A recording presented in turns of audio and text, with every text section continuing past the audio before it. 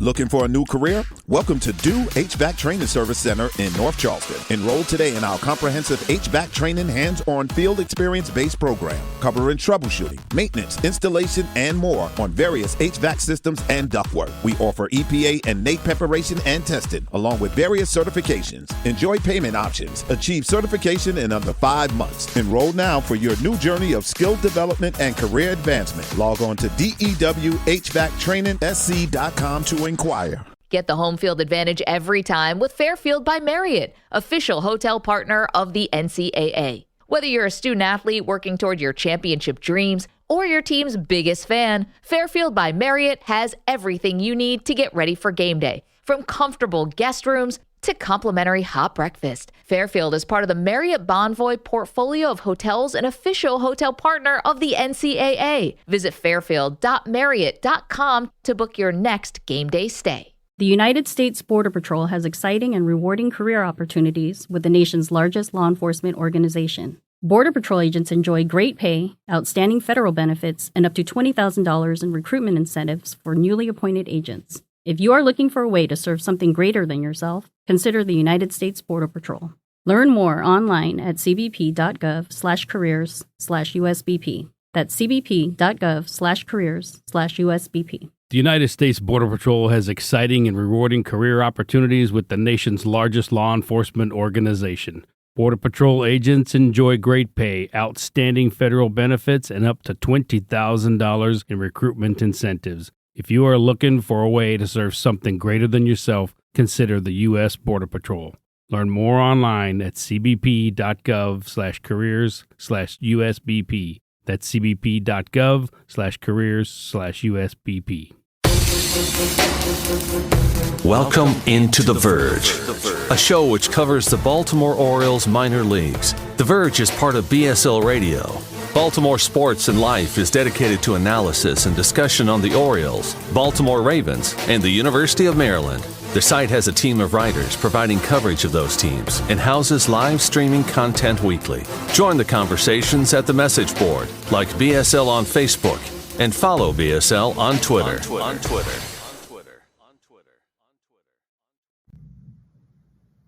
Want to make a podcast? Spotify's got a platform that lets you make one super easily, then distribute it everywhere and even earn money, all in one place for free.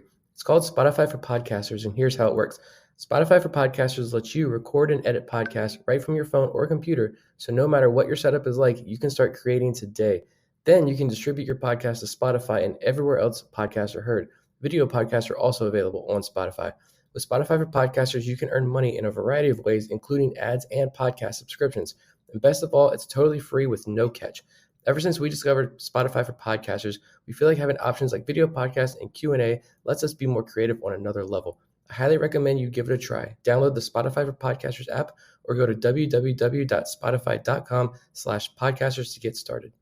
Welcome on The Verge. This is Zach Spedden, joined as always by Bob Philn and Nick Stevens, and we have a very special episode here tonight as we release our preseason top 50 prospect list for the Baltimore Orioles farm system. It's become a twice annual tradition for us to release top 50 lists. This will be our first of 2023, and it is an interesting list showing why the Orioles are still ranked as one of the elite farm systems in baseball, even after the graduation of Adley Rutschman last year. And just a couple of quick programming notes before we get started. You're going to hear the reports on tonight's episode, and then full detailed written reports from Nick will be up on BaltimoreSportsAndLife.com later this week. They should be up by Tuesday. And then we actually had a chance to interview one of our top 50 prospects today in left-handed pitcher Cade Povich. That interview was pre-recorded and will be released. In fact, already has been released to our Patreon community. So if you're not a patron yet, sign up and you'll get early access to that interview, which will go out on our main feed later this week. So we'll start, now that we have that out of the way, we'll dive right into the top 50. And the way that we put this list together has been pretty consistent for the last few years. We each put together our own lists, and then as Bob can explain, that goes into an aggregate which produces our top 50. Yeah, it's pretty fun to put together, and we actually do it more than twice a year if you're a patron. We do it during the season every month, at the beginning of each month. And, there's not the massive movement that you'll see in between these bigger updates, but it's fun to track as the season goes along. And then we regroup in the off season. But yeah, we basically all three of us, you don't use both when there's three people, put our top 50s together, and then your first place gets 50 points, second place gets 49 points, so on and so forth, all the way down to your 50th player gets 1 point. Add up the totals and put them together. And I think it's a fun way to do it. And I've been happy with it pretty much every time we've done it. So we'll continue to do so. And as you'll hear tonight as we go further through the list, often the differences are more towards the back 2/3 of the list rather than the very beginning. So plenty of interesting discussion coming up tonight. But I'm going to start with our number one prospect, and I think it comes as very little surprise that is Gunnar Henderson, who had a massive 2022 season between AA, Bowie, and AAA Norfolk in the minor leagues to earn a promotion to the major leagues in late August, where he performed very well over the final month of the season. He now comes into the 2023 campaign penciled in as the Orioles' starting third baseman and a Rookie of the Year frontrunner in the American League. Nick, I'll start with you here. Henderson, number one on our list, number one on most top 100 lists that have been released nationally this offseason. What kind of impact can he have right away for the Orioles? And if you're looking a little bit further ahead, is this a star in the making here? Absolutely. I mean, it's we've recorded so many different shows on different areas, so it's hard to keep track of like where I said what. But Henderson, we've talked about before how like going into this past season, I mean, he was 50 to the 100 range on top 100 list, and over the course of one season, he became like the clear-cut number one prospect in all of baseball. And now he made his major league debut at the age of 21. And now he's sitting over here, and like you look at some of these projection systems, which are blind projection systems. It's not like Dan Szymborski is like, I really like Gunnar. He's gonna be a 6-WAR player next year because he's really good. This is a blind projection system saying he could be a potential 5 F-WAR player as a rookie. I mean, even if you look at some of the low-end projections, he's a 3-WAR player, which I mean, even you don't see too many of those around Baltimore the last couple of years either. So. He's going to be a rookie. This is going to be his first year. I mean, teams are going to have a more complete book on him. He's facing the best pitchers the world has to offer, and they're going to learn how to attack his weaknesses. But I have all the faith that Gunnar's going to attack right back. He's just so young. He just barely turned 21 when he made his major league debut. You look at a lot of those numbers he put up in that small sample size in the major leagues. Though, I mean, the barrel percentage, the hard hit rate, average exit velo, all of that just well above major league average. And the speed, I don't think it's talked about enough, is 91st percentile in speed. He's a special player. And I've said I think we're kind of spoiled here with Adley and Gunnar, back-to-back number one overall prospects. We're getting a little spoiled here in Baltimore, and Jackson Holliday probably right behind him. But yeah, it's sit back and enjoy the Gunnar Henderson show this year, because this kid's legitimately a special talent. Yeah, I want to personally thank Keith Law for not making it easy to just say unanimously the number one prospect in baseball. Thank you for that. But just what a special, explosive athlete, probably underrated in just how good of an athlete he is. I mean, like Nick said, the power, the speed, and the defense. He's got a cannon for an arm. He can pretty much do it all. Zips gives him 5 wins. I think the lowest was 3.5. I mean, that's insane for a guy who has 114 major league at bats. To me, and the chase rate is elite. Like that's the part that it's beyond just being a good athlete. It's just he's good at baseball naturally. Just that chase rate, the swing decisions, and how fast he's improved that. And he's not going to slow down anytime soon. We've said it before. He's like the gym rat in basketball, but a baseball rat, I guess you would call it. He's just constantly improving, and who knows when it's going to stop. He could be, the next Manny Machado for Orioles fans, guys that can play shortstop but mostly play third base, or maybe even better. I mean, maybe he's a Corey Seager. He's been comped to that a lot too, or maybe he's just going to be Gunnar Henderson and surpass them all.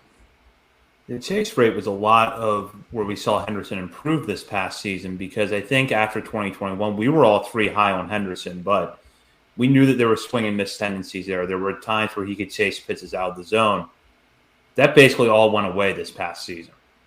Yeah, and just, I mean, a lot of the weaknesses, not even necessarily weaknesses, but question marks we had going into last season, right? Like the defense. There's no question about the range, getting to balls, and making the throws. The arm strength is phenomenal, but it was the arm accuracy. That was something that really stood out in 2021. And in 2022, that was something we were highlighting very early on in the year, how it was very clear and obvious that he had really cleaned that up. And that's carried him pretty far defensively. The strikeouts were an issue in 2021. How much is he going to strike out as he moves up levels? He gets to Bowie and he walked more than he struck out during his time at Bowie. Never faced, we struggled to find this number. We were doing the Patreon show, but we found it. In the minor leagues, he never faced a single pitcher who was younger than him. And look at the numbers he put up in Bowie and in Norfolk. And yeah, he's showcasing it in the major leagues now. It's going to be more than likely a starting third baseman for the Baltimore Orioles on opening day, and it's fantastic to see. I remember, I think we were talking about this earlier, how I can't remember who wrote the article about the Orioles' slow start in April last year. Like, how did they correct that in 2023? Well, you're going to have Adley Rutschman and Gunnar Henderson on the roster, so that's a big chunk right there in how you create a better record in the month of April. Move on now to the rest of our top 10. At number 2, we have right-handed pitcher Grayson Rodriguez, who wouldn't be on this list if not for a lat injury that cost him much of last season. He goes into spring training looking like a favorite to possibly capture a rotation spot and be on the opening day roster. At number 3, the prospect that Nick just mentioned is a possible number 1 overall prospect in the game. Down the line, Jackson Holliday, who was chosen first overall in last year's draft. At number 4, outfielder Colton Cowser, who played at 3 levels in his full season debut in 2022, topping out at AAA Norfolk. At number 5, DL Hall, who finally got to the major leagues last year and looks like he could pitch his way into the Orioles pitching staff at the start of the year in 2023. At number 6, third baseman Kobe Mayo, who hit the ball well between high A Aberdeen and double A Bowie this past year and looks like he could be poised for a breakout, similar to Gunnar Henderson last year. At number 7, Jordan Westberg, who was the Orioles minor league player of the year after a solid season at Bowie and Norfolk last year. And in most organizations, probably would be penciled in as an opening day roster, with an opening day roster spot, but stuck a little bit right now because of infield depth with the Orioles. Right behind him at number 8 is another infielder close to the major leagues, and that's Joey Ortiz, who was added to the 40-man roster after an offensive breakout in 2023. He did that while continuing to play an excellent defensive shortstop. At number 9, Connor Norby, who had one of the biggest breakout seasons at the plate of any Orioles minor leaguer in 2022, showing that the power stroke he had started to develop towards the tail end of his college career could carry over to professional baseball. And at number 10, the 33rd overall pick in last year's draft, outfielder Dylan Beavers, who played at 3 levels for the Orioles last summer, starting out the FCL before getting to low A Delmarva and then high A Aberdeen. And it looks like with some swing adjustments, Beavers could be a breakout candidate this season, similar to Cowser and Norby a year ago. So, Bob, I'll start with you here. Clearly, in order to have an elite farm system, you got to have more than just a good number 1 overall prospect, which the Orioles have in Henderson. What do you think that this group says about the depth of the Orioles system at this point? That it's ridiculous, that it's absurdly good at the upper levels of the minor leagues. I mean, let's just go through the list. Outside of Jackson Holliday and Dylan Beavers, these guys are all, most of them are AAA or the majors, and maybe with Kobe Mayo, AA. But these guys are banging on the door. They're all right there on the cusp of not only making their major league debuts, but being like significant contributors to a team that expects to contend for a playoff spot right out of the gate. So, and even Holliday and Beavers, they could potentially move quick and end the season in AAA as well, as ridiculous as that sounds for 19-year-old Jackson Holliday, who we've talked about before. We might be a guy that we're just underrating, which is unusual for us because usually we're on top of these things a little bit ahead of the national media, but they might have us on this one. Just absurd depth, and even as you'll see as we go beyond that, it's just continues all the way down the list. Pretty rich in infield prospects. I think that's pretty clear. So already traded a very talented guy in Daryl Hernandez, who we liked as well. And I hate to say it because he's really good, but don't really miss a beat, even with getting him out of the system. They're still overcrowded, and infielders could probably trade one or two more if they needed to and still be fine. So, yeah, a good problem to have is a lot of depth, quality depth at the top of the minor leagues, ready to fill in when they're needed. And that could be as soon as 2023.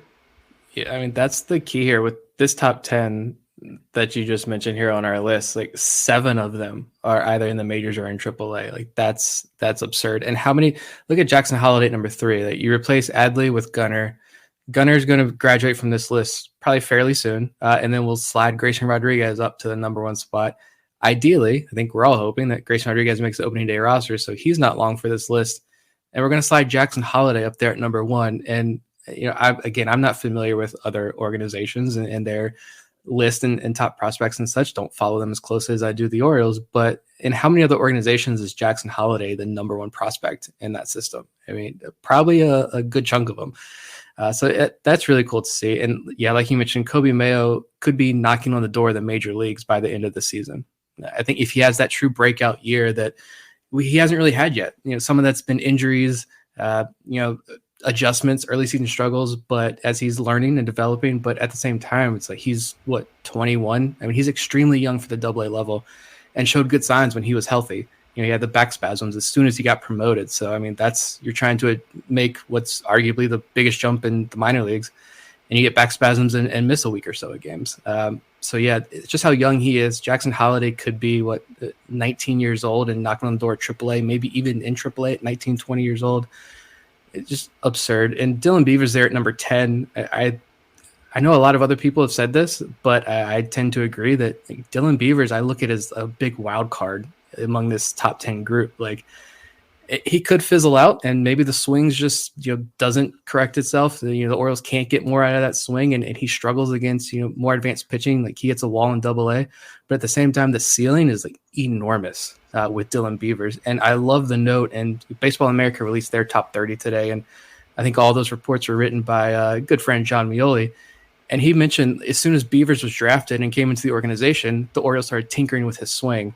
And look at the numbers he put up in Delmarva, and even into the year in Aberdeen. But I've got to pull him up here real quick. We talk a lot about Jackson Holliday and his K and strikeout and walk numbers in Delmarva. Dylan Beavers only needed, let this website will load here. With Dylan Beavers, when he got to the FCL, it was only 3 games, 4 games? Let's see. 3 games, 9 at-bats in the FCL, gets promoted to Delmarva. 16 games, he had more walks and strikeouts. 12 walks, 11 strikeouts. Hit 359 with a 999 OPS. So they made some tinkering with his swing already, and look at those numbers he put up. So I imagine a full offseason, more tinkering, more adjustments. Starts back at high A. He probably has a very Colton Cowser-esque path next year. There might be some early struggles. We might be sitting here a month into the season and people are asking, what's wrong with Dylan Beavers? Why isn't he hitting? Beavers problem. Why is he striking out so much? Well, because Aberdeen sucks to hit in, first of all. And they're overhauling his swing a little bit. So yeah, he's adjusting. But he takes off, has a couple good weeks. He's in AA. Next thing you know, he's ending the year in AAA in his first full year in pro ball. So yeah, among that top 10, I think Beavers is the wild card where wide range of outcomes, but the ceiling is just enormous. He could be a top 5 prospect in the system by the end of the year. Yeah, completely agree. And just another of a million examples of why this player development system has just completely overhauled what we're used to as Oriole fans and kind of leads the way, especially on the hitting side, is that I think you could say Dylan Beavers could not have been drafted by a better organization that could improve his skills and capitalize and maximize his talent. So probably us and the Dodgers, I would say. But he's gonna get the best path that he could get, and I agree he could be a real breakout this year. Those are good points, and I definitely want to bring up more about Beavers in a moment. But I want to focus for a minute on the 3 infielders that right now look like they're going to end up at AAA, and that's Ortiz, Westberg, and Norby. Westberg in particular looks like a guy who should be major league ready. Ortiz and Norby probably aren't terribly far behind him at this rate. Yet it doesn't seem like there's room for any of those three in Baltimore anytime soon, barring an injury or a trade sometime in spring training. So I'll just start with Nick here. What do you think they have to do? Any of those three have to do to get to the major leagues this year within, say, the first half of the season? Let's see. Norby's got to learn first base, left field, right field, catcher. No, like Norby, I think just improve the defense. So we know the bat's legit. We know he made real changes to his swing, the hand placement, toe tapping. I mean, all the things that's been written about Connor Norby and that swing adjustment. And now you've got national media, those in the industry on the national side of things saying like, yeah, that power is legit. He could very well be a 25 plus home run guy in the major leagues. Even with that wall, we know most of that power that he generates is center field, right center power. So I think it's going to be a lot of defense. He's going to be mashing the ball again, and bring up the trigger word warning here. Jahmai Jones, you're going to hear about the defense with Connor Norby, right? I imagine Joey Ortiz just, man, like the changes were just first half to second half, not even first half to second half, but when that switch was flipped for Joey Ortiz last year, and it was like, yeah, he wasn't putting up like the high exit velos. He was struggling to make good contact. And then it just switched for him. And Ortiz starts knocking the ball out of the ballpark. High exit velos. The bat's legit. Keep showing that against major league pitching here in spring training. We know the glove is going to play at the major league level. If the Orioles needed a shortstop tomorrow, Joey Ortiz can fill in there. It's just to stay consistent with the bat. And Westberg, I mean, that's $1 million question. What does Jordan Westberg have to do to get to the major leagues? I think he is who he is, right? Like, he's just stay consistent. He had some extended slumps last year, but he's also been a guy who I don't think gets talked about for the improvements that he's made along the way as he's risen up through the ranks as well, especially on the power aspect of things. Him and Connor Norby were battling it out for the organizational lead and home runs down in the minors until last week of the season. Westberg's a really solid player. It's just nothing. I think he doesn't really have that flashy tool that stands out. He just does everything really well. And solid. So learn the outfield, I guess, for Jordan Westberg, and hope, something happens where you can crack your way into the top 26. Yeah, that was a very, very good answer.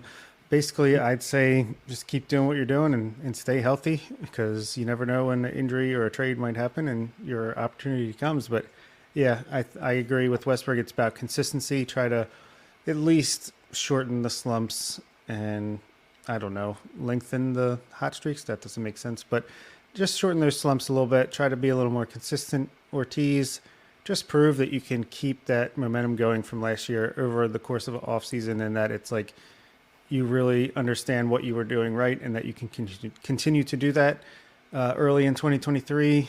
Norby, yeah, like you said, just continue to tighten up that defense as much as possible. Maybe he gets a little time in left field. Seriously, I don't know, but yeah, there's not enough space for all of them, but any one of them could make a contribution at any point with the wrong step on a base. These bases are huge now, so anything could happen. Just stay healthy and continue to do what they did last year and continue that development. We haven't really talked much about Colton Cowser yet. We kind of touched on Kobe Mayo and Jackson Holiday earlier. Cowser, I think last year there was a little bit of an overreaction to some of the early struggles with the strikeouts. The strikeout rate was higher than I think any of us would have expected, but at the same time, he was hitting for more power. As a result, he was hitting for more power. So where do you think the balance sort of lives between Cowser hitting for more power, but hopefully lowering strikeouts a little bit this season? I love Nick's answer on this. Who cares if he strikes out 30% of the time? He's got like a 400 on base percentage and had 57 extra base hits or whatever it was. So, yeah, I mean, that's part of today's game. Like, yeah, he might strike out, but it's not for like limiting his other skills in any way. He still hit really well, had a really good average, amazing on base percentage. He doesn't chase the ball. He knows what his pitch is, and he's going to take his walks. He actually has power. I don't think the power is even in question at this point. I mean, he's got it. He's got it. Plenty of power, especially if he can stick in center field. And I think that's really what it all comes down to is he going to be able to be at least the average center fielder in the major leagues? But even if he's not, I mean, he's going to be maybe not a star player, but he's going to be like a Nick Markakis, who's just like a steady Eddie out there in a corner outfield, get on base, hit for a little bit of power, just do a little bit of everything, kind of like Westberg, just be really solid at everything, except his one carrying tool is that on-base skill. So, yeah, not worried about Cowser at all, whether he strikes out 50% of the time. If he's going to get on base 40%, that still works out pretty well. Yeah, just the strikeouts just are mind-numbing comments. Like there are some strikeout issues with the guys for sure, but I don't think it's there with Cowser. Like maybe that was part of the issue too last year, right? It's as he's trying to settle in and adjust to higher level pitching. Maybe that's of that struggle of what am I? Who am I? Right? What works best for me? Do I tap into more of that power and become start pulling the ball and shooting for the warehouse when I get up to the major leagues, or like. Honestly, if Colton Cowser, if he doesn't stick in center field and he's just a solid, above average corner outfielder, he's got a good arm. He's smooth out there. He's got good speed. That's another. I think he doesn't look like he's very fast and athletic, right? But just like Gunnar, I think the speed and athleticism are pretty underrated with Cowser. And so, okay, what if he is just a slightly above average corner outfielder? Who maybe he scraps the power and he's 10 to 15 home runs a year, but again he's getting on base at a 380 clip and he's hitting 270, 280 with 40 plus doubles or something ridiculous. Like, what if he's that type of hitter? I mean, I'm fine with that. He doesn't have to be a 30 plus home run hitter who hits 330. Like, I think Cowser's on the right path. And if the Orioles felt like there were any issues with the strikeouts or anything like that, he wouldn't have ended the year in AAA like he did. I feel like they would have kept him in AA. You probably would have kept him in Aberdeen longer, to be honest, before moving him up to Bowie and not really giving him that time to finish in AAA. But yeah, I just think it's the fact that, again, like Westberg, Cowser, it's, maybe there's nothing really super sexy about his gameplay that just pops, like the Kobe Mayo power, the Joey Ortiz glove, but it's just solid to average to above average tools across the board. And he just goes out there and does his job every single night. Before we move on from the top 10, any final thoughts on this group? Joey Ortiz, I mean, get ready to watch him play defense, guys. I mean, if you haven't watched him significantly enough in the minor leagues, he'll wow you at least 2 or 3 times a week with his glove. He's just so smooth, so good out there. And then he's going to just slap a opposite field home run as well over the scoreboard in right field. So I think he's going to be a fan favorite almost immediately, just because of his style of play, if nothing else. So just want to give him one more shout out here on this top 10. I gotta just say DL Hall. I know he's got a lot of non-believers, but man, I am there. I want to see it. I love the fact that he wants to prove everybody wrong, that he can be a starter. And you look at some of the numbers when he was in the majors. It was only 13.2 innings, and that's the thing here too. It was a 13-inning sample size. He didn't throw a baseball for 7-8 months the year before. Gets to spring training with the Orioles, starts the season a little bit late, works his way up to AAA, finally gets that promotion to the big leagues. I'm sure he was exhausted. The arm it wasn't there for him 100% by the end of this season after that super long layoff. He's fully healthy. You look at some of the more advanced numbers, like, he had almost a 5.93 ERA in the majors, but he had a 1.65 FIP. I mean, just absurd numbers. He still struck out 30% of guys that he faced in the major leagues. So, yeah, I hope he gets that opportunity to start. I want to see it. And, if he doesn't end up being a starter and he is a high leverage power reliever out there in the bullpen, he's going to be a pretty darn good one. And that's a win. That's a player development success story for DL Hall right there. Completely agree. I'll just build off of that to say that I think Grayson Rodriguez is going to be a very good starting pitcher in 2023, and you'll start to see signs of possible budding ace down the line. I think Kobe Mayo is going to break out this year. Big power from third base, and I really am interested to see if he sees more action in right field this year, because to me that could be a sign of what the Orioles are planning for him, short-term and long-term. And then Jackson Holliday, I think it's very possible, if not likely, that he's the number 1 prospect in all of baseball at the end of this year. You have a shortstop who has a strong hit tool, excellent eye at the plate, great strike zone judgment that is well beyond his 19 years of age. So definitely looking forward to a full season of him in the minor leagues. Move on now to the 11 to 19 range. And at number 11, we have the former number 2 overall pick in the game, Heston Kjerstad, who finally saw professional action last year after recovering from myocarditis and then a hamstring injury that held him back to begin the 2022 season. He rebounded from a sluggish run at Aberdeen to hit well for the Ironbirds during the South Atlantic League postseason and carried that momentum over to the Arizona Fall League, where he won the league's MVP award. At number 12, Seth Johnson, who will most likely miss all of the 2023 season after undergoing Tommy John surgery last year, but consensus is that he could be the best starting pitching prospect in this system behind Rodriguez and Hall.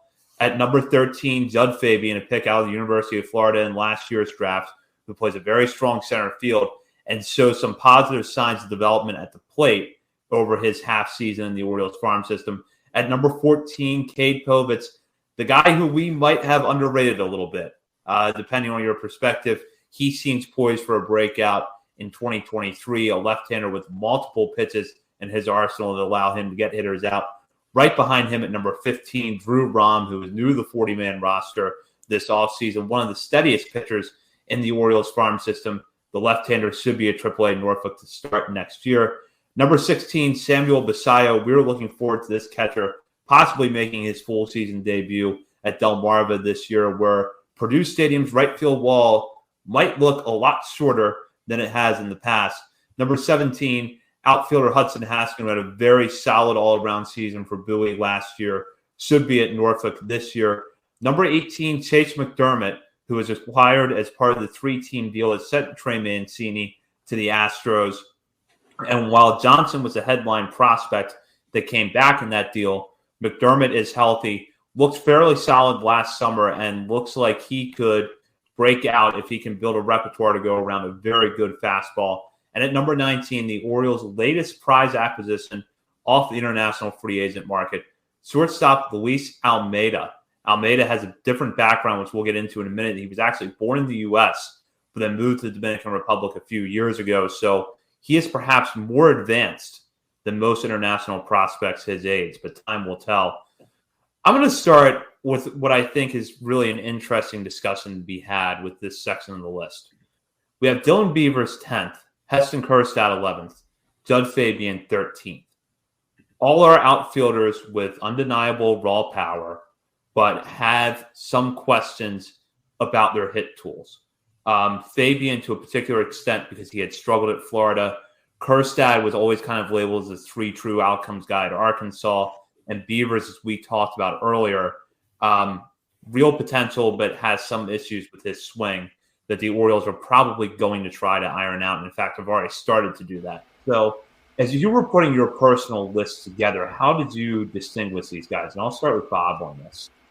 Yeah, that is a good question. And Hudson Haskin, a little bit different of a player, but he's in this mix as well in this range. Probably might be one of our more underrated guys, and even maybe by the Orioles since he didn't get the invite to spring training, which was a little surprising. But for me, I compared Beavers to Kjerstad directly, and I just had to put Beavers ahead of him just because I feel like if you unlock all the potential there, then he could be, and apparently he can play center field pretty decently as well, even though he profiles better in a corner. I just feel like if they both hit their peak, Beavers is going to be the better player out of those two. So I put him a little bit ahead of him. And then Fabian, man, you couldn't ask for a better start to a professional career, especially for a guy who at one point was like one of the best draft prospects in the game, had a disappointing season, tumbled, gets drafted by the Red Sox, didn't sign, can't blame anyone for not signing with the Red Sox, goes back, works on his game,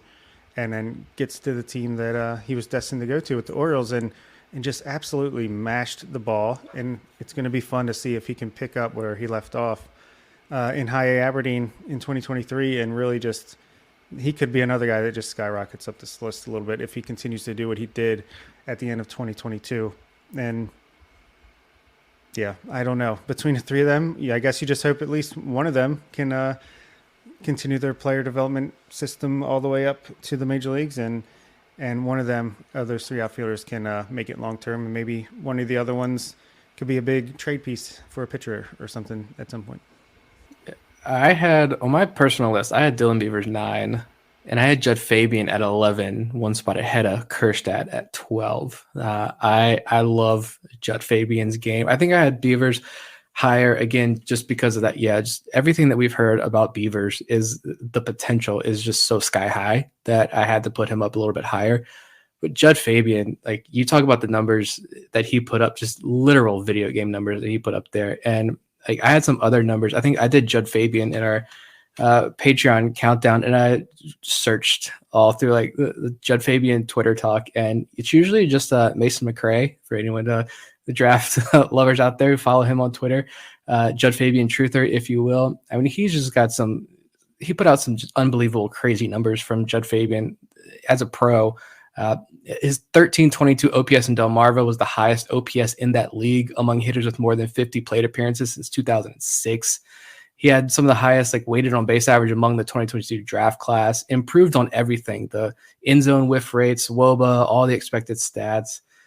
Did not swing at pitches outside of the zone. He saw 61 pitches out of the strike zone, swung at just 3 of them, and one of them was a home run. I mean, you preaching elite swing decisions like Judd Fabian is doing that. It was so easy for him in low A. They had to push him up to high A. And of course, it was like 6 games and he hit like 1 something, but you turn the heat on in the playoffs, the high playoffs for Aberdeen. He hit 2 home runs and hit like 330, 340 in the playoffs for Aberdeen. So he's off to a great start. Yeah, you want to see, can he still hit for a high average? Can the hit tool be there against more advanced pitching? But again, it's going to be the same thing. If he's striking out 27, 28% of the time, but he's hitting for a little bit higher average and he's getting on base and he's doing damage, don't worry about the strikeouts right now with Judd Fabian. Kerstad, it was just honestly, I feel like we've been saying this for a long time, just get healthy, just get on the field. And he did that last year, finally. Had to wait a little bit longer because he had the hamstring injury, but he got on the field, mashed the ball in Delmarva, which was fantastic to see. Hey, we got comments a lot too about, well, of course he should be putting up those numbers against low A pitching. He hadn't played since early 2019, and we're talking about almost 3 years later before he actually played professional baseball. He gets promoted to Aberdeen where he did struggle, and we've pointed out the numbers, the splits there. I don't have them off the top of my head there, but when he had that little outburst out there in the field that we all saw, his numbers before outburst and post outburst were very different. So he clearly was settling in against high A pitching. I think a full season, if he would have had more time, you would have saw a much better Kerstad, which you saw that in the Arizona Fall League. You saw him continue that trend, and he had a huge AFL MVP performance. Hopefully that carries over into Bowie, and we start to see a little bit more of that power come out in that friendly stadium up there. Trust me, not everybody can be good post outburst. When I was thinking about this section on the list, what separated Beavers from Kerstad and Fabian for me, and I think that both of you touched on it, the ceiling when you look at these 3 players is arguably the highest with Beavers. And I could argue right now the hit tool is a little bit further ahead of Fabian and maybe a little bit further ahead of Kerstad. We'll see if Kerstad's AFL success carries over to Bowie this year. And then the fact that Kerstad's probably going to be a corner guy, whereas Beavers, I think, could slot in center field in an emergency as another separator, and I just think he'll be a better overall defender. I will say, though, that it's entirely possible that Judd Fabian has the highest ceiling in this group because there's not really any doubt he can stick in center field. That's been pretty consistent going back to when he was seen as a potential top 5 prospect going into the 2021 season as a guy that could go in the first 5-10 picks of the draft. Then he had a down season at the plate, but even after that, no one was doubting that he could stick in center field. No one really questions the defense with Fabian. So that's one factor I would keep an eye on here is that if the hit tool does develop, you're looking at a guy who can stick in center field and has true power at the plate. Is this last year's conversation and debate, the question that I hated so much of who has the higher floor, who has the higher ceiling between Norby, Prieto, and was it Vavra? Is this that conversation this year between these 3 outfielders? It absolutely is. I mean, what are they then? I mean, who's got the high? We kind of talked about the ceiling and floor there. I'd say, again, this is another tough one that I really hate. I'm still going to stick with Beavers as the highest ceiling, and I might say I think it's a tough one. I don't even know if there's a right or wrong answer. Fabian has the highest floor just because. Yeah. I mean, even if he just hits defense. 220 with pops home run power and can play center field, I mean that's valuable in itself. I agree with that. Yeah, Fabian has the highest floor, and then I think the highest ceiling is probably it's close between Beavers and Fabian. It really is, just because of what Fabian could do on defense. And I do want to say that I think Kerstad's floor is actually pretty high itself, because left-handed power bat that could maybe move between outfield, first base, and DH has some value. But the floor probably is higher with Fabian because of the defense. It'll be fun to track all season long, and there's a chance they could all be playing in Bowie together, or maybe even Norfolk together at the end of the season. So, fun outfield to watch, and nice friendly competition like we've had with Gunnar and Jordan and Joey and all these guys in the years prior. I want to talk about Samuel Basayo for a minute, because he's the guy that's probably going to be the lowest, or outside of Almeida. Basayo is going to be the guy that's probably the lowest in the farm system in terms of where he starts out this season, because we're probably looking at him going to Delmarva. He's going to have to split time behind the plate with Creed Willems. But it's interesting how the perception on Basayo seems to have evolved over the last year or so. He hit well in the Dominican Summer League, but I guess there were not enough eyes on him for a lot of national evaluators to decipher whether or not he was just a big teenager who could hit the ball hard against other teenagers versus an actual prospect. And then last year at the FCL, he continued to hit, but then seemed to be kind of raising a little bit more discussion defensively about whether or not he could stick a catcher, whereas nobody last year really seemed to be talking about that. It was, well, is he going to hit enough to be a first base or a DH down the line? Now it's, could he actually stick a catcher? Because he has a good arm back there. So if everything else could develop, it's not conventional, but it might work for someone who's probably going to be as big as Basayo is in a few years to be behind the plate. I just think he's a real prospect. And yeah, I mean, the fact that it's even a question that he could stick a catcher, that to me is like surprising, because I was one of the ones that was like, all right, first base DH type. Is he going to be our Yordan Alvarez? Can he hit 40 home runs a year basically to be that level of prospect at that position? But if he can stick a catcher, he doesn't need to do much to be like a Mike Zunino and make it up as a power hitting guy who can throw some runners out as well, especially with the robot umps coming down the line, maybe in a couple of years. So, yeah, Basayo is certainly one to watch. And even if he is in Delmarva all year long, it's going to be exciting. And, God, he can hit, like 25 home runs this year in the minor leagues. And, yeah, it's going to be fun. I mean, he's 18 years old. That's it. He's already got 2 seasons, one in the DSL, one in the FCL under his belt already. So 18, he'll be in Delmarva to start the year. I think from a personality, talking about fun aspect, Creed Willems and Sammy Basayo, like I would pay to be in that clubhouse on a nightly basis, because I imagine there's not going to be a single boring night in that Delmarva clubhouse with those 2 guys. We've seen their personalities really shine through. And the power, the power of both those kids is absolutely insane. But yeah, Basayo, and if he can stick behind catcher, there's a good point about the robot umps coming. So that's one aspect of his game he didn't have to worry about.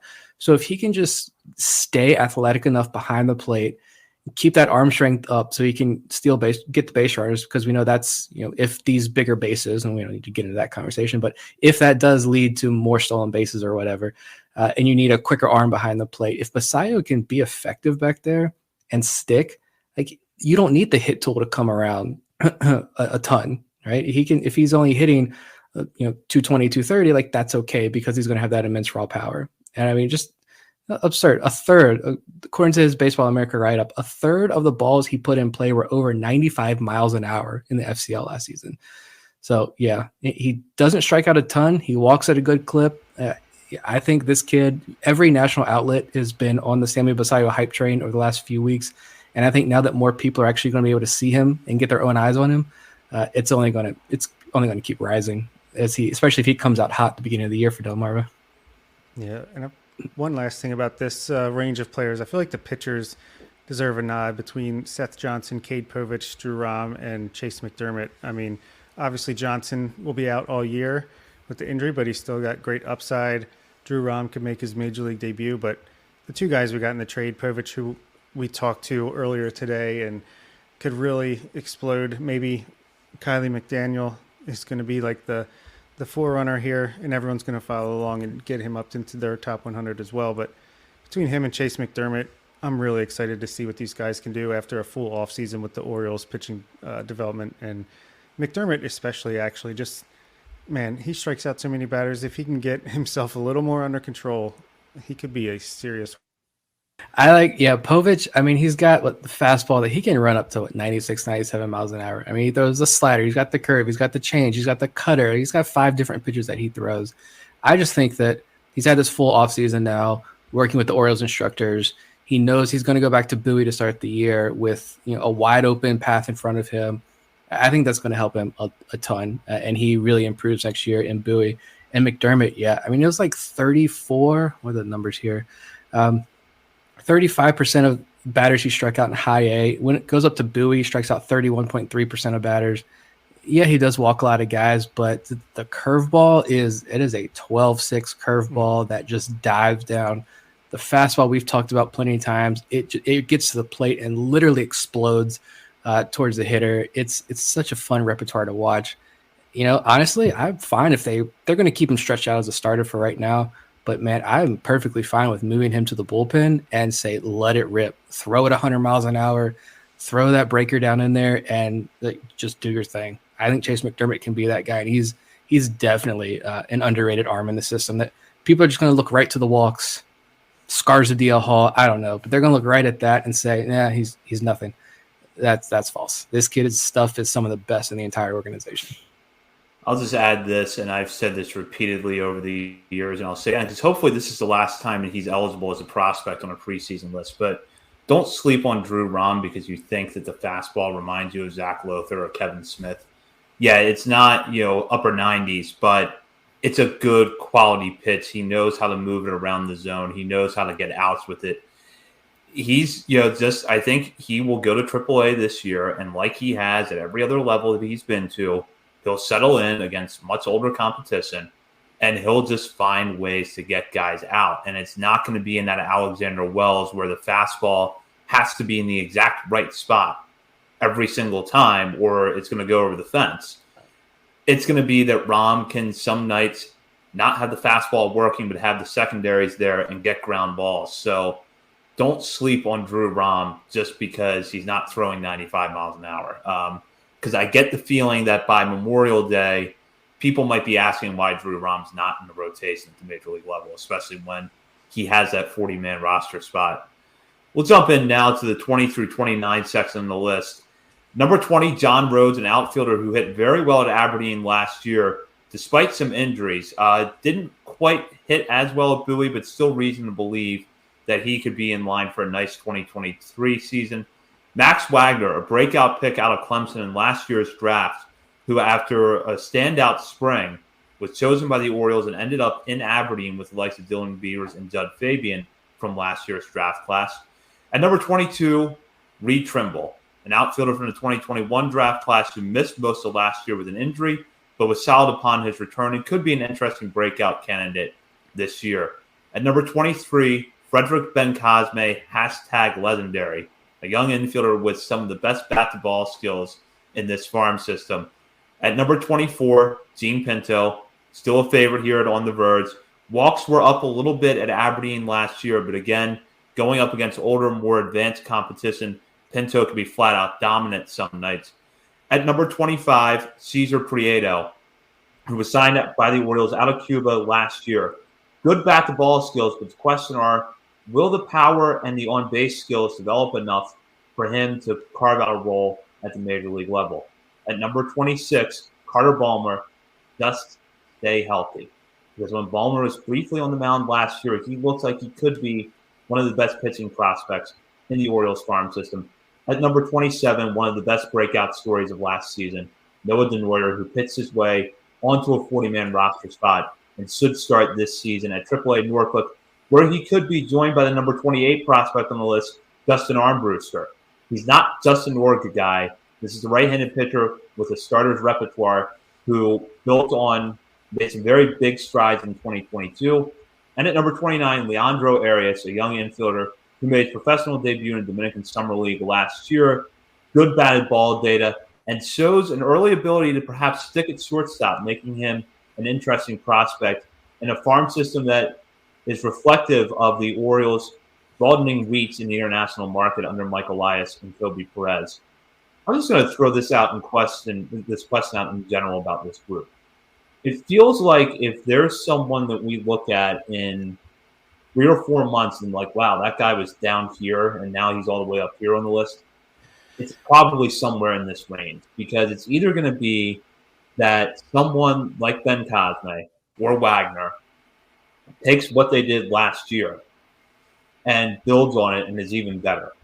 Or it's going to be a Roge or a Trimble finally getting a healthy, extended run in professional baseball and making the most of it.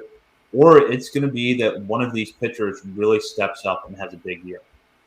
Yeah, I think you're 1,000% right on that. And yeah, this is like the realm of where your breakout picks could really come from this year. I mean, Ben Cosme, if he can just add a little bit of strength, and he's got the frame to do it, if he can add some good weight, man, the kid is just a natural. He can hit, walks. You think for like someone who just likes to hit the ball and can pretty much hit it wherever it's pitched almost like an Ichiro type, you'd think he would have a low walk rate. No, he's got a really good walk rate. He doesn't strike out.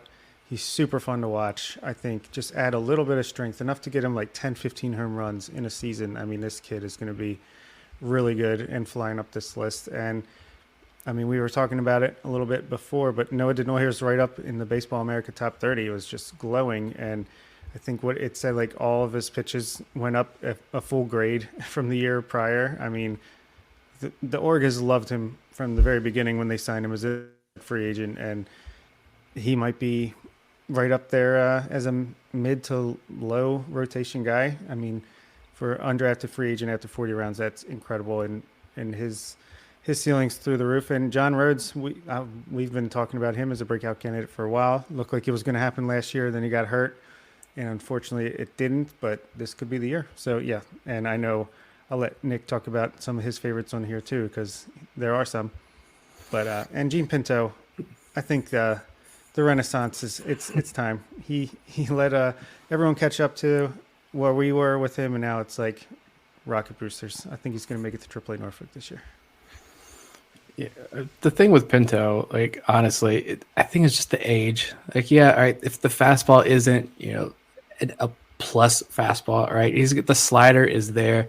I honestly think that I think I wrote this up in his little blurb we got coming out, that Gene Pinto needs like a reverse pitch clock, one that like slows him down. Because I just think there's some times where he just moves way too fast. And you're like, dude, take a breath, like just breathe. Like I don't even know if he's breathing out there in the mound sometimes.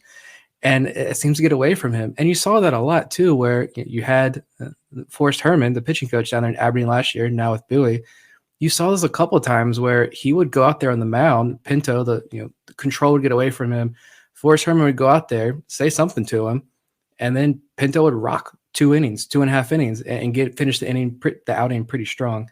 He was like almost 2-3 years younger than the competition in Aberdeen last year. Still a young kid, still good upside there. I loved. You mentioned the Noah Denoyer thing on Baseball America. I loved the write up. It was It was an Orioles measurement, how they measure pitch quality based on movement and command. He said every single one of Denoyer's pitches jumped a full grade this season. And he had a 17.4% swinging strike rate on the season, which put him in elite company in the Orioles system. I think he spent the fall in the Arizona Fall League getting some of the innings back because he missed, was like a sore elbow or something that caused him to miss some time last year. I think that helped. And I think what we read was there was a lot of working on the secondaries, getting more comfortable with those in the Arizona Fall League. So instance where like you don't have to worry about the Arizona Fall League numbers because he's working on something specific out there. I think he's in the major leagues without a doubt by the end of this season. Already on the 40-man for sure. Reed Trimble's my guy. I've talked a lot about him recently. I hope he has a breakout. I think it's there. I think reading his kind of draft reports and the fact that he missed so much time with the shoulder surgery, I would expect bigger strikeout numbers from Reed Trimble, but they just weren't there really with Delmarva, and he settled in fairly quickly down there. But yeah, I feel like the wild card in this group, continue that trend, I guess, would probably be Max Wagner. I feel like he's the guy I know the least amount among this group. I watched him a little bit last year, obviously, in Delmarva, and he got a taste of Aberdeen too at the end of the year, but just whatever it is, I don't know what it was about him, but he was just someone that I didn't really pay a ton of attention to after the draft. And even when he was in Delmarva, you're so excited by Fabian and Beavers and everybody else. Max Wagner kind of went overlooked, but the power's legit. I think the defense, by all accounts, is legit over at third base. I'm excited to see what he can do in high A because, yeah, he could very well be that guy who we re-ranked this at the end of the year. He's a top 15 prospect in the system. Wagner's an interesting guy because he comes from a cold weather state in Wisconsin, so there was not much coming out on him coming out of high school. He goes to Clemson his first year there. He's a defensive replacement, and he looks like he was going to have that role again at the start of last season. Then all of a sudden, he gets more playing time. He starts to hit. He unlocks this power. So there's definite upside there, and you kind of like the formula of power hitter with good defense at third base is a good base to start from. You just have to see how raw he is because he didn't have a ton of time at Clemson. As I mentioned, came from a cold weather state. So in theory, he might be slightly behind in his development. But at the same time, the tools are there that if it clicks, I think you're easily looking at a top 15, top 12 guy in this farm system next year. Yeah, he's this year's John Rhodes for me. Like Nick said, for whatever reason, just did not stick out in a meaningful way in the short time that he got after the draft. But is a guy that clearly was taken where he was for a reason. And like you said, he's a little bit raw because he didn't have much time in college. So get him in the system, let this player development team cook, and see where he comes out.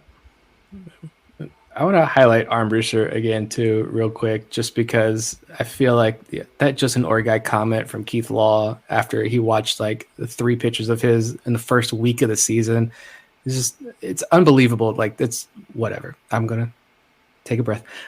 Justin Armbruster, some of the things coming out of the draft you heard from, if he can develop a slider, improve the slider, maybe you look at his size, maybe he's a guy who is a fastball slider reliever. You put him in the bullpen, he can move up the ranks pretty quickly. The slider did improve. He's got the cutter, the changeup. Now a lot of it is, can he add a changeup to that repertoire and really establish himself as a starting pitching prospect in the system? And I think when we interviewed him a couple of weeks ago, he brought that up himself. He said, yeah, I've been working on that changeup a lot. So to add that to the mix. So if he adds that, that's another weapon. And you just look, he was good in Aberdeen. I mean, fine, 12 starts, an ERA of 4, a lot of strikeouts, really no walks, but he got promoted to Bowie. And 63 innings, a 3.69 ERA, 63 strikeouts to just 16 walks, a whip of 1.03. He took another step forward in Bowie. If he's working on the changeup, working on the secondaries this offseason, there's another gear there when he starts in Norfolk. I think this Justin Armbruster is a real sleeper in this organization on the pitching side of things. Completely agree. And that trend that we saw last year is reverse of what you would expect because Aberdeen plays so much better to pitchers than Bowie does. That Armbruster was actually better, not just at a higher level, but at a more hitter-friendly park at Bowie. Really says something. He was a great interview when he was on back in December talking about, he was very honest, I think, in his scouting report of himself, talking about how he needs to work on that changeup and get better against lefties. If he's able to do that this year, he's a big league starter. I don't doubt that. He has the repertoire there. It's just a matter of, can he build it enough and round it out enough that he can go through a lineup multiple times against advanced hitters. That's really what it comes down to me. And it's so easy to see why Keith Law wrote him off, because he's got a fastball that sits like 92, 94. So, of course, it's like, oh, let's just write him off. But he's got that hop that the Orioles love, and it plays up in the zone despite the velocity. So combine that with how many pitchers have we talked to where it's like working on changeup? Orioles do what they do. They develop changeups. And, Armbruster is just another one, and I think along with Denoyer and a guy we're going to talk about very soon, Ryan Watson, these guys have a chance in AAA to really make a name for themselves. Maybe it'll be old school where they come up, work in a bullpen role this year, but long term, rotation options. I think that's a perfect segue to go to 30 to 39 on the list, and that starts with Ryan Watson, who, after pitching primarily as a reliever at Auburn, and then when he first joined the Orioles system, moved into a starter's role last year and was successful, ending the season in AAA Norfolk and earning Orioles Minor League Pitcher of the Year honors. Right behind him at number 31 is Carter Young, a shortstop out of Vanderbilt with a lot of tools, but plenty of question marks about whether or not he's going to hit professional level pitching. Right behind him at number 32 is Davey Cruz, a young left-hander who broke out with a big season at Delmarva last year and looks like he could move even higher up the list if he can refine his command in 2023. Then there's Braylon Tavera at number 34. Tavera was the headline acquisition of the 2022 Orioles International Free Agency class. Showed a lot of promise at the plate last season in a Dominican Summer League. Then there is Carlos Tavera at number 35, a high upside pitcher who was successful at times in Aberdeen last year and with more consistency could find another gear this season. Kyle Bronovitz at number 36. This time last year, Bronovitz looked like he could possibly pitch his way into the Orioles rotation. However, just a few starts into the season, he got Tommy John surgery. We're hoping he will be back some point during the summer this year. Right behind him is Zach Peak, who was having a very good season at AA Bowie. Looked like he could possibly be protected on the 40-man roster before he himself suffered an elbow injury over the summer that resulted in Tommy John surgery. Bronovitz and Peak, by the way, were both part of the trade that sent Dylan Bundy to the Angels before the 2020 season. At number 38, Chris Valamont, who the Orioles picked up off waivers last year from the Twins. Valamont had struggled with his command as a starter at AA Wichita Twins. However, he reversed that immediately upon joining the Orioles system. And while he had more ups and downs at AAA Norfolk, that leaves some question marks about whether or not he can get past AAA hitting. The stuff is good enough to believe that the Orioles could find another gear. At number 38, Michael Hernandez, the shortstop of the Orioles, signed a few years ago as an international free agent. He has struggled in his first 2 seasons of pro ball at the plate. We're hoping that he can get back on the track offensively this coming season. And number 39, Misael Deson.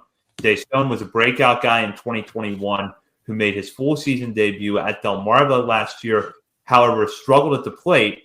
Despite that, you hear from a lot of people who saw the Shorebirds consistently, including Sam Jelinek, who was the voice of the Shorebirds last year, and his former teammate, Darryl Hernandez, that Deson may have been the best player on the Shorebirds last year. He just couldn't get the results consistently going at the plate. So when I look at this list, I see pitchers or this section of the list, I see a few pitchers that have injury concerns, but undeniable upside in Bronovitz and Peak. Guys that seem like they're poised for a breakout in Cruz, Watson, and Tavera. Some questions offensively with Hernandez and Deson. And then guys who may fall into more of that wild card spot, albeit on different ends of the spectrum, in Tavera and Valamont. Valamont being the guy that has been successful at points in the upper minor leagues, but he did lose a 40-man roster spot over the offseason, didn't have the best results at Norfolk. Tavera, meanwhile, hit well in the Dominican Summer League last year, but he's an outfielder, and there seems to be question marks at this point about whether or not he's going to stick in center field long term. And kind of like Basayo last year, it just doesn't seem like there are enough eyes on him yet to draw conclusions about who he is as a player. And then you have Carter Young, who I'm going to touch on in a minute, because I think the tools are interesting, but the results just haven't been there for him yet. So looking at this section of the list, I'll start with Nick. What stands out? I actually really love this section of the list, probably the most, as far as the minor league nerd out alert goes, just because you've got the young guys, like Deson and Hernandez and Carter Young and Braylon Tavera, all those guys, Davey Cruz, even though they're in the mix, but actually scratch Davey Cruz, Carter Young, Braylon Tavera, Michael Hernandez, Misael Deson. They're younger guys that have either age-wise or in Carter Young's case, just haven't been in the organization for very long. a lot of question marks, a lot of struggles, but enormous upsides. Now, I did have Michael Hernandez as like number 47 on my personal list. I'm pretty down on him, to be completely honest. But you look at his age, and the scouting report on him coming out of the international signing period a couple of years ago. I'm going to give him another year to see what he can do. Desaun as well. We've just heard so many glowing reports about Desaun and his abilities, and you see it when you see him out there in the field. You see this breakout. I've mentioned this before, just waiting, and then just nothing. It's just disappointment. So I'm going to give him one more year. I do think if Desaun's not hitting by the time the draft rolls around, though, he's going to get all those draft picks, because we know the Orioles are going to fill their draft board with SEC and Big 12 outfielders, and they're going to take his spot on the roster. But there's a lot of potential there. Tavera too, but the pitchers like Ryan Watson, Carlos Tavera, Kyle Braunovich, Zach Peak. It's unfortunate we won't see Zach Peak this year. He's become a kind of a cult following for the Zach Peak fans for good reason. Like, he was showing in Bowie that he was a legitimate starting pitching prospect. I think he was making a lot of good gains, good ground balls, getting out of jams.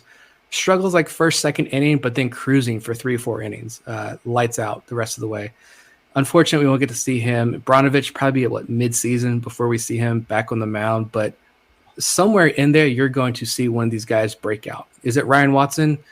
I don't know where to kind of project him, because he throws 4 or 5 pitches. He throws hard. He's 95, 96, and he can hold that velo. He works deep into games. He holds his velo. But I also feel like he's just got this, that bulldog mentality where I'm going to throw 98. And you hit right down the middle, hit it. And if you do it, great, but I'm coming for you. He's got that closer mentality, I feel like, on the mound. So I feel like he could go either way. And when you look at the starting rotation competition in big league camp versus what the AAA rotation could look like, Drew Rom, Denoyer, Armbruster, is there going to be room for Ryan Watson in that AAA rotation? I don't know how they're going to work that out, but he could be the big breakout guy. And Tavera is my breakout guy for the last year. It was interesting in Baseball America's report that it wasn't an injury that sidelined him that ended the season last year. It was a non-baseball medical issue is all they said. So don't want to speculate there, but I think Bob said it best, that it's kind of almost like a better sign that it's not an injury. He seems healthy. I think he's healthy and he's ready to go for spring training. So that's good. But it wasn't an elbow. It's not a shoulder or anything like that. Ridiculous strikeout numbers in high last year. He's going to be back with Forrest Herman in AA. Somewhere in this group, you see the true breakout, the guy who is pushing top 15 status by the end of the year, I think. Yeah, that's a great rundown. For me, it's all about the pitchers in this group. And like you said with Carlos Tavera, I mean, as long as the non-baseball thing is not serious, then yeah, I mean, you'd rather him miss time for something he can get taken care of versus an arm injury for a pitcher. But yeah, I mean, so many breakout potentials here on the pitching side between Ryan Watson, Davey Cruz. I mean, this is a very, very young kid with an electric arm, throwing left-handed, heat, and some pretty sick breaking stuff. It's, again, can he get that command together? Can he get some control? We shall see. But I think it's going to be fun to watch him and a bunch of other international pitchers as they rise up through the ranks. These guys have some electric stuff. It's just, can they harness it? Can they put it all together? And Davey Cruz is going to be like one of the first prime examples. I feel like Tavera mentioned, like, he would have been a breakout pitcher last year along the lines of Armbruster and Watson for me. If he would have been able to stay healthy, I feel like he was on the cusp of getting promoted to AA, and then there's issues popped up and it just didn't happen between Braunovich and Peak. I mean, still high on these guys. I mean, Tommy John surgery, not what it used to be. They'll be back. They'll be all right. And they still have that same potential. Maybe just will be a little bit older when they finally get the chance than when we thought they would be. But Valmont, we know we've been pretty high on him despite the lack of results, but he's got really good stuff. And again, it's just about that command. As far as the hitters go here, it's just like they're too young to really even know what to make of them. But Carter Young, I felt like he had a pretty good showing once he was drafted last year, better than I expected with Delmarva in the FCL. And Braylon Tavera, Michael Hernandez, Michelle Desaun, let's let's get you stateside. Let's see what you can do with some more playing time and more time to develop physically and just skills wise. So be interesting to follow at the very least. Yeah, Young's an interesting case because he went to Vanderbilt with really good reports on his defense at shortstop. And the question was whether or not the bat was going to develop. He hit well in the pandemic-shortened 2020 season. Then in 2021, the goal was for him to hit for more power. He initially showed that, then started to slip a little bit. Strikeouts started to pile up. He had a shoulder issue. And then after that shoulder issue, he never quite got back on track at the plate his whole time at Vanderbilt. He was actually going to transfer to LSU before the Orioles basically came into the 11th hour before the draft signing deadline last summer and managed to get him for $1.3 million bonus. I think with him, there's, the base is really interesting because it's a switch hitter who has versatility, who can stick at shortstop. He's got the arm and the range for the position. And at his best at the plate, shows a patient eye with some power. So I would imagine that where the Orioles go in his development this year is really going to be that focus on swing decisions.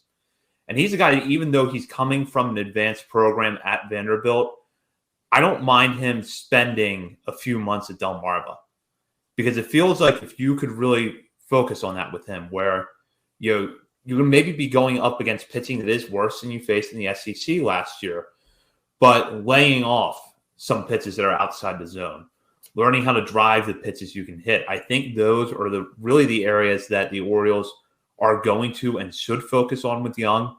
And it's also a matter of getting at bats. And when you look at how Aberdeen's infield is going to stack up early next season, Frederick Ben-Cosme is going to be there. Max Wagner is probably going to be there. Adam Crampton, a good defensive shortstop they took last year, could be there. There's a possibility that Jackson Holliday does not go back to Delmarva, in which case he's in Aberdeen. So Young needs regular playing time, regular at-bats to work on these things. And then I think you could start to really talk about him this time next year as someone whose floor is as a pretty nice utility guy at the major league level. Yeah, $1.3 million signing bonus, 17th round draft pick. I get it was after, I think that was already after the Nolan McLean situation kind of fell apart, right? And I don't think there were any glowing, like, this could be a trouble sign with McLean when the Orioles made that pick. It sounds like, I don't know if we ever heard for certain, but it sounds like it was something that came up kind of late in the process there.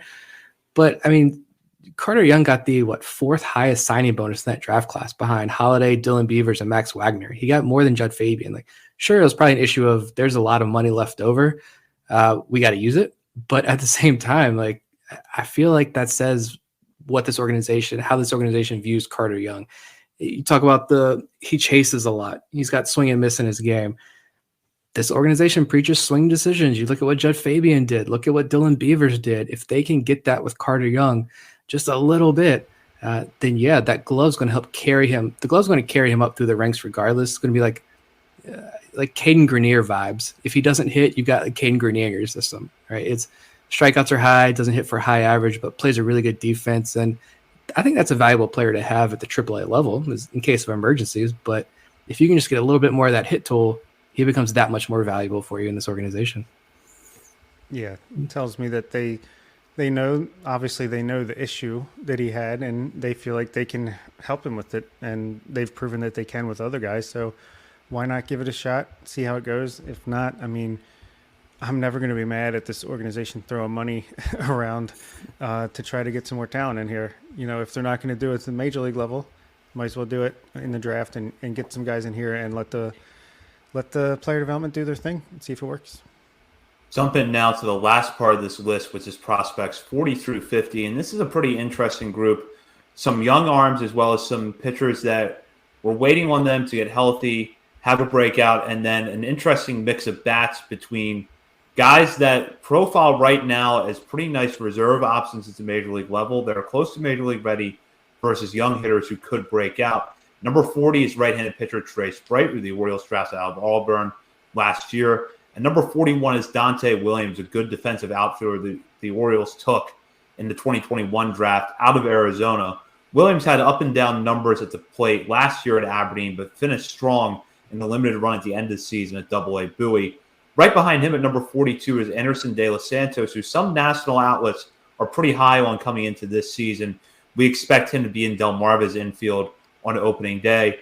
At number 43, Maverick Hanley, who should have a shot at AAA this year, and with an excellent glove behind the plate, combined with some improvements offensively last year, starting to look more and more like the candidate to be Adley Rutschman's future backup in the major league level. Behind him is Juan De Los Santos, a young pitcher the Orioles had some success with at Delmarva last year, generally one of the more consistent hurlers on the Shorebird staff last year.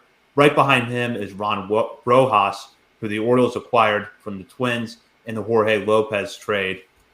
Behind him is right-handed pitcher Brandon Young, coming off of shoulder injury after he could have been a breakout potential in 2022 prior to the injury. Behind that is Aaron Estrada, a guy who has only played in the Dominican Summer League, but man, just seems like he can really rack up the hits and he's got the skills there. It's just a matter of if he can continue that. And then we got Isaac De Leon, third base, first base type prospect. Was a shortstop at one point, seems to outgrown the competition, the position. He walked a million times in the first half and then started swinging in the second half and really started to break out. And then number 50, who entered the list after Dale Hernandez was traded to the Oakland Athletics. It's catcher Silas Ardoin enters the list at number 50 to round things out. And another similar to Maverick Hanley, he's a great defensive catcher and has got some potential offensively to at least be a backup catcher at the major league level. Start the discussion here, then I'm back from my technical difficulties. I want to start with Aaron Estrada because I think that he's such an interesting guy because we really don't know that much about him. But if you want to look at it, we talked earlier in the show about elite bat-to-ball skills with Frederick Bencosme. Based on the numbers that we saw at the Dominican Summer League last year, Estrada fits that profile. He hit the ball all over the place, basically never struck out, walked a lot, and a little bit of video that we have on him, it looks like he's got a pretty nice stroke from both sides of the plate as a switch hitter. So Estrada is, we've thrown around the term wild card a lot tonight. Estrada is the ultimate wild card. He might really, move up some national lists next year and get more attention if he can go to the FCL and show the same skills that he did at the plate this past summer in the DSL. So as you guys were putting together this list, how did you, basically consider Estrada? It was tough for me just because I had him 44 on my list, so a little bit higher. But it's tough just because, again, being the DSL guys, and I honestly would say this from the top, there are probably a few other DSL kids that we are completely missing on. And we just either haven't gotten enough information yet. We obviously haven't seen them. We, I think, all love to be down in the DR for a couple of weeks watching and learning. But it's tough. It's a lot tougher to rank those kids. And they'll emerge on this list as they climb up the ranks. Estrada, though, he's 5'8", second baseman. Sounds like second base only type deal. Maybe some outfield. Not super speedy, but just the extremely good bat-to-ball skills. He had a .483 on base percentage and more walks and strikeouts in the DSL.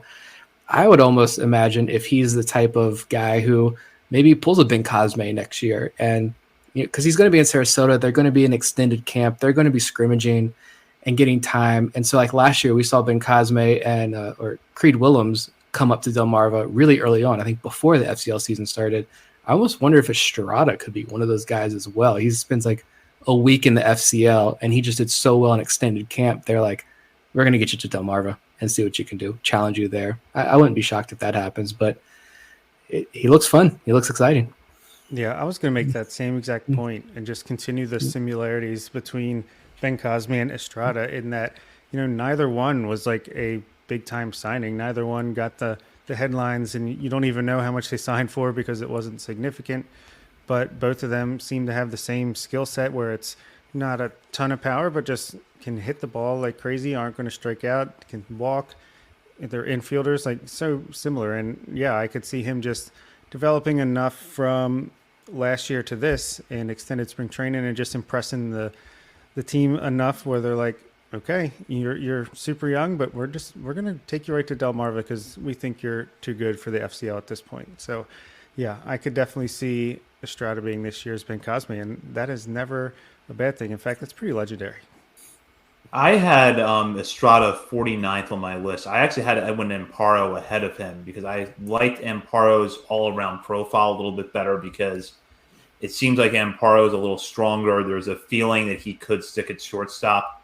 But Estrada, there's undeniable intrigue there because the bat-to-ball skills are so good, and the Orioles have shown that they can work with those kind of players. So it does give you reason to believe that there's more in the tank there. There could be another gear to Estrada as he debuts stateside this year. Looking at the rest of this group, it feels like you have some breakout arms here as well. And Nick, I'll let you start with this.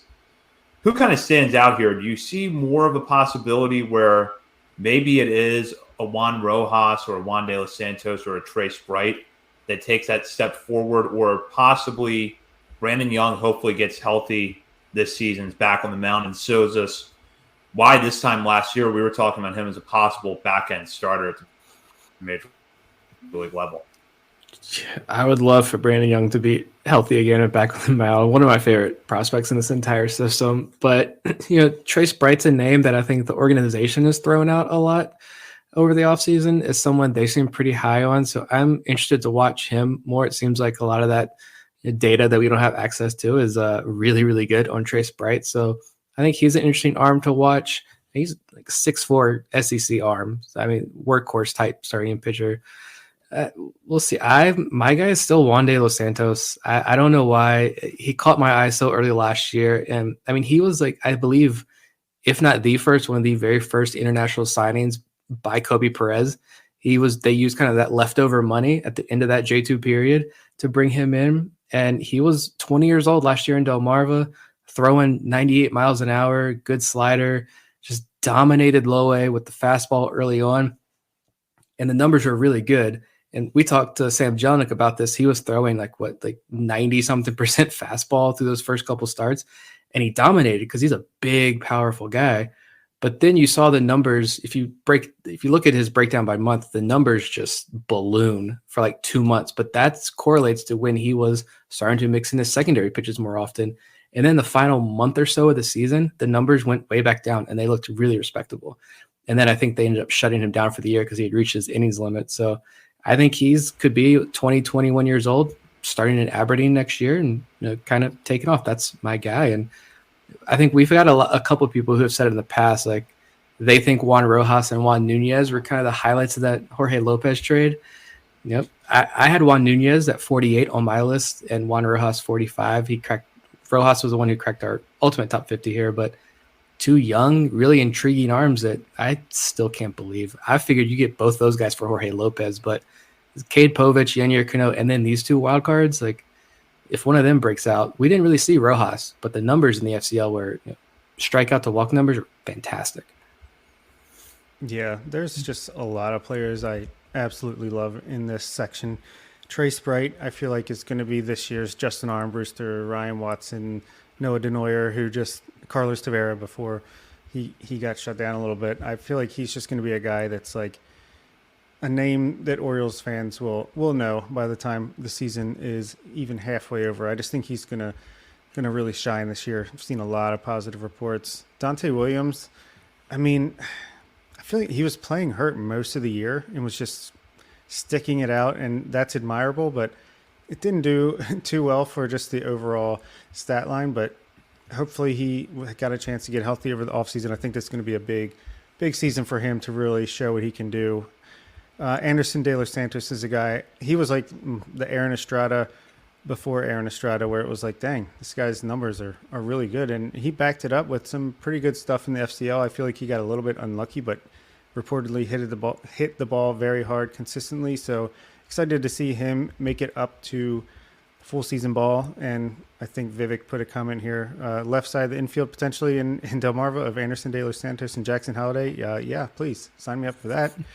Juan De Los Santos, Juan Rojas, again, these, like I was talking about with Davey Cruz, these young international arms that just have all the potential in the world, and let's see what they can do. And did we put the right Juan at the bottom of this list? Could it have been Juan Nunez instead? That'll be fun to watch as well. And Isaac De Leon, I've been a fan for a while. I just loved the way that his walk rate was ridiculous. And then, oh wait, I can swing the bat. And then he starts hitting for power, starts hitting the ball with more authority. The walk rate came down, strikeouts went up a tiny bit, but it just improved the overall production. And I just like seeing that storyline. You can see the learning process with him as the season went on. So I'm interested to see how that continues into 2023.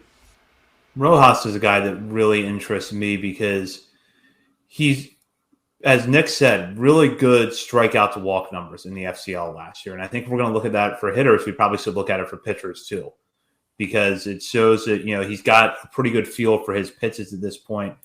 Fastball touching 93. He can mix that in with a mix of secondaries that frankly feels like it's right up the Orioles' alley. Slider, cutter, changeup. So if you want to look at a guy the Orioles really could develop, I think it's Rojas, and I'm anxious to see what he's going to do with an extended run at Delmarva. And then Dante Williams is the epitome of a high floor outfielder because he can play all three positions. He runs well, and he's got a really good eye at the plate. Just as you said, Bob, I don't think he was fully healthy last year, and there were some pretty bad stretches in there for him at the plate. But if he, if that was part of the problem last year, and he can be a little bit more consistent with better health this year, he's a really nice guy to have in the organization. And frankly, someone I could see in the big leagues one day because he plays all three outfield positions well, and he doesn't give away at bats, and he's got a good arm. He walked 15% of the time in high A, which is kind of a crazy number. And he did get the bump up to Double A for the final series for Bowie, but I think that was another COVID issues that broke out in Bowie, so they needed bodies to move up at the last second, and Dante Williams was one of those. It wasn't because he was like raking in high A he got promoted, but he still played 3 games, hit a home run in his first at bat, I believe, in Double A, and walked 4 times, struck out just twice in those 3 games. So maybe, even though he was hurt most of the year, maybe he starts next year in Double A. I would just also want to note the catchers. My love for these backup defensive first catchers. Maverick Hanley, like the offense emerged last year, and the strikeouts went from 30% strikeout rate in Aberdeen down to a 20% strikeout rate last year in Bowie. 352 on base percentage. He maintained that same 11% walk rate from high A to Double A. 114 WRC plus across 78 games. I just think if that bat continues to stay on that same trajectory and plays well in AAA, 100%, this guy is a big leaguer. I still think regardless, he's going to be around the Major League Baseball game for a very long time. And I think, looking at the back end of this list, I would say Silas Ardoin might be really underrated on this list. I think he probably ends the year much higher because it seems like a lot of people around the industry strongly believe that he is going to also have a very long career in the major leagues as a backup catcher. And if the bat comes around and the hit tool comes around, he could be a major league starter because the defense is that good. His dad was a catcher for the Orioles for a brief amount of time, Danny Ardoin, so he's got that blood in him. I think Silas Ardoin, looking at this list, honestly, that's a big name to watch. And we saw his first 9 or 10 plate appearances of his career were walks. Move over Anthony Servideo. There's a new walk god in town, and it was Silas Ardoin. So if the bat comes around, and if you like catchers who are fantastic defenders, you got 2 of them down here. If you like wacky, insane videos that include Maverick Hanley hitting a monster home run, apparently, then you can find that on Instagram, I think, right now. Oh, that's a good point, Nick. I wanted to bring this up, which is that nationally, it feels like it's more like a lot of national evaluators are geared towards Ardoin over Hanley. Yet we have Hanley higher overall on our list. And correct me if I'm wrong, but I think all 3 of us on our individual list put Hanley above Ardoin. Yeah, I had Hanley 41, Ardoin 46. I want to put Ardoin a little bit higher, but I maybe it's like the shiny new toy thing, right? Like Hanley's been around for so long. He had so many injuries and just hasn't really been able to play a full season. I think last year, however many games I just said he played in Bowie last year was the most he's played across a full season, I think. And so, yeah, the offensive numbers weren't great in the lower levels of the minor leagues. And so maybe if you're looking at park factors and you say, oh, Bowie's a hitter's park, some people might dismiss some of Hanley's offensive production last year, but I don't think it was just park factors. I think those are legitimate gains he made in the bat. And you look at this guy, his defensive abilities are just off the charts. So, yeah, I think he is legitimately, rightfully, where he's on our top 50, I think he belongs there. And like I said, he's going to have a long major league career as well. But Ardoin might just be because he's a shiny new toy out of Texas. And, Jim Callis really hyped him up. I remember in the draft program is saying, like, yeah, he's the top defensive catcher in this entire draft class. So, of course, they're probably going to put him up a little bit higher the ranks. I think he's top 30 on most outlets right now, other than like Baseball America.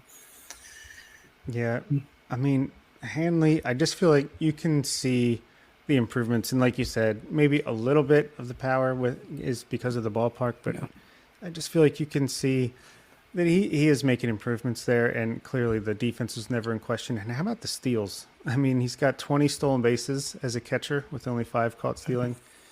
It's not too bad. He's got some wheels. He can pick them off and he can steal them at the same time.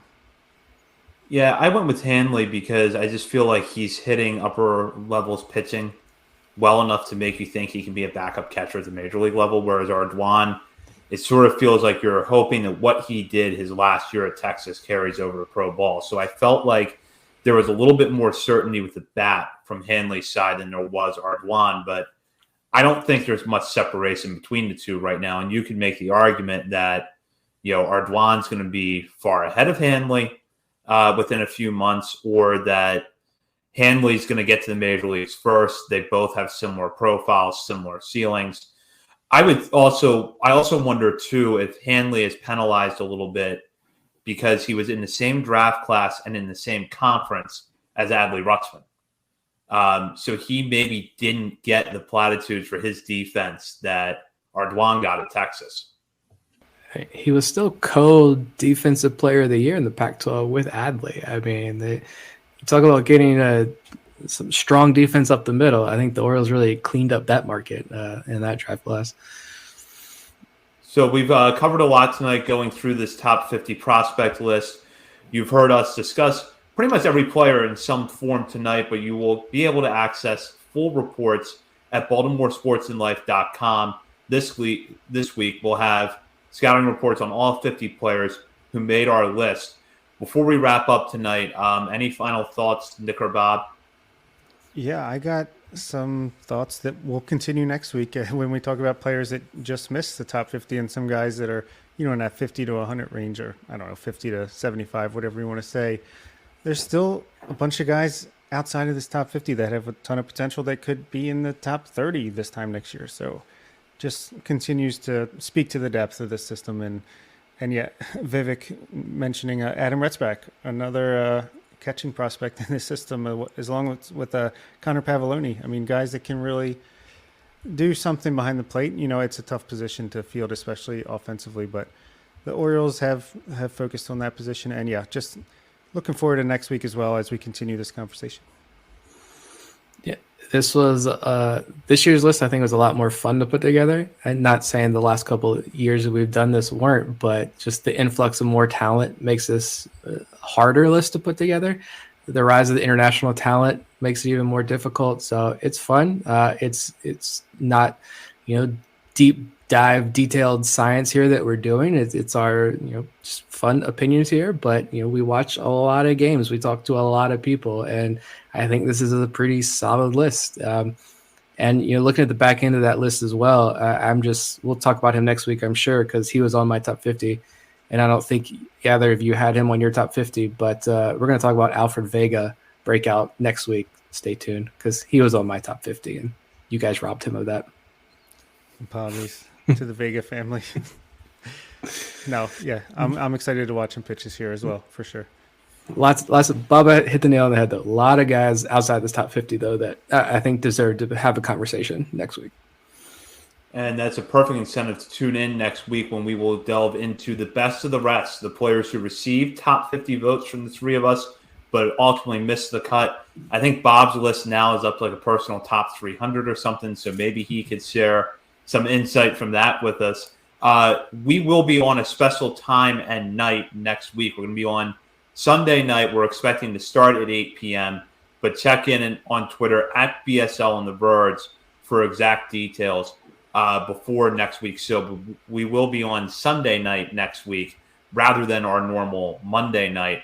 Between now and next week's show, check out BaltimoreSportsAndLife.com, where you'll not only find the top 50 prospects list, but plenty of coverage of the Orioles, college basketball, and more. And while you're there, hop on the message board and join the discussion with fellow readers of the site, as well as contributors to BSL.